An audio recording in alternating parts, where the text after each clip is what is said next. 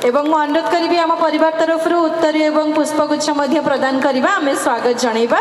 वर्तमान दर्शक बंधु समय होइछि स्मरणिका उन्मोचन मान्यवर मुख्य अतिथि मान्यवर मंत्री श्रीजुक्त पृथ्वीराज हरिचंदन महोदय को मु अनुरोध करी अन्य समस्त वरण्य अतिथि वृंद सहित चिलिकार बोईत बंदन महोत्सव 2024 जो स्मरणिका प्रस्तुत कर उन्मोचन करेंगे और लोकार्पित करेंगे। दयाकर स्मरणिकार मुख्य मंच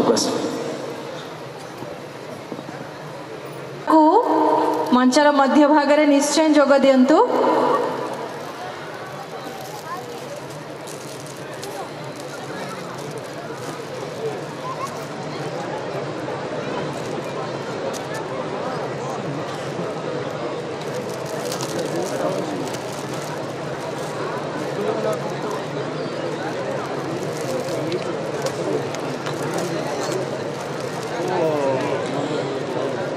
श्रीजुक्त मुरलीधर सामंत सिंहार जी की संपादक अच्छा संपादक मंडली रे डॉक्टर कैलाश चंद्र महारणा एवं अंबिका बाबू अच्छा।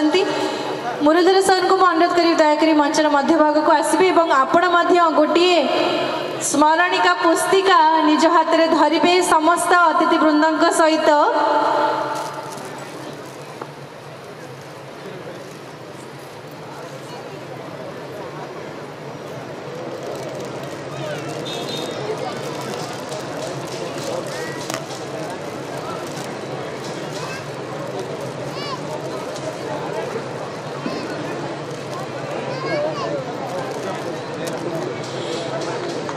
जोरदार ताली सहित स्मरणिका उन्मोचन सुंदर मुहूर्त को आहरी सुंदर करने मान्यवर मुख्य अतिथि मान्यवर मंत्री श्रीजुक्त पृथ्वीराज हरिचंदन महोदय कर कमल लोकार्पित है।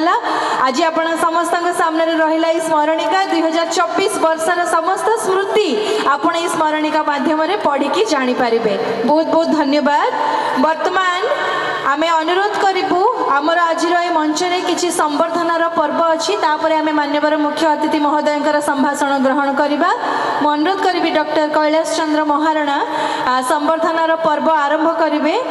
धन्यवाद स्वप्ना। 80 और 80 माटी चिलिका निर्वाचन मंडली कविर माटी साहित्यिकर माटी कवि गोदावरी मिश्र कवि गोदावरी महापात्र एवं पाइक कवि कृष्णनंद त्रिपाठी माटी तपन पट्टनायक माटी एवं ये माटी रे जे भली असी चालना करी हुए मसी को लिपिबद्ध करी हुए एक जुगांतकारी सर्जनशीलता ये माटीर सांस्कृतिक परंपरा जतिक निबिड़ यार बौद्धिक परंपरा भी सेतिक अनन्य। एथि सहित ये माटी रे जो बौद्धिक एवं शैक्षिक परंपरा रचित होइछि ताहा चिरकाल अमल होई रहिबो।